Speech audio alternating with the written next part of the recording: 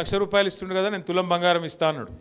దాని మీదకెళ్ళి మనోళ్ళు ఏమనుకున్నారు, నిజంగానే ఇస్తాడేమో అనుకున్నాడు.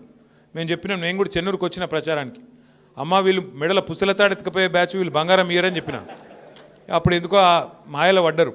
స్కూటీలు ఇస్తారట, తులం బంగారం ఇస్తారట, ముసలోళ్ళకి ఇద్దరింట్లు ఉంటే ఇద్దరికి పెన్షన్ ఇస్తారట, అది కూడా 4,000 ఇస్తారట, రైతులకు 15,000 ఇస్తారట, అవి కూడా 100 రోజులనే ఇస్తారట అని చెప్పి ఈస్ట్మన్ కలర్లో ఏదైతే సినిమా చూపెట్టినరో 100 రోజుల్లోనే 6 గ్యారంటీలు.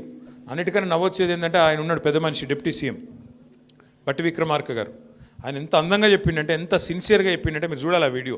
ఇట్లా పట్టుకొని కార్డు పట్టుకొని, ఈ కార్డు చూడండి, జాగ్రత్తగా పెట్టుకోండి, ఒక 100 రోజులు జాగ్రత్తగా పెట్టుకుంటే దాని తర్వాత మీకు బ్రహ్మాండంగా ఈ స్కీమ్లో ఈ చాలా ముఖ్యమైన కార్డు ఇది, ఈ ముఖ్యమైన కార్డును మీరు జాగ్రత్తగా పెట్టుకోండి, 100 రోజులు అన్నీ చాలా అవుతాయి అని చెప్పి ఇంత బాగా చెప్పిండంటే, నిజంగా యాక్టింగ్ చూస్తే కమల్ హాసన్ కూడా అడ్డం పడాలి.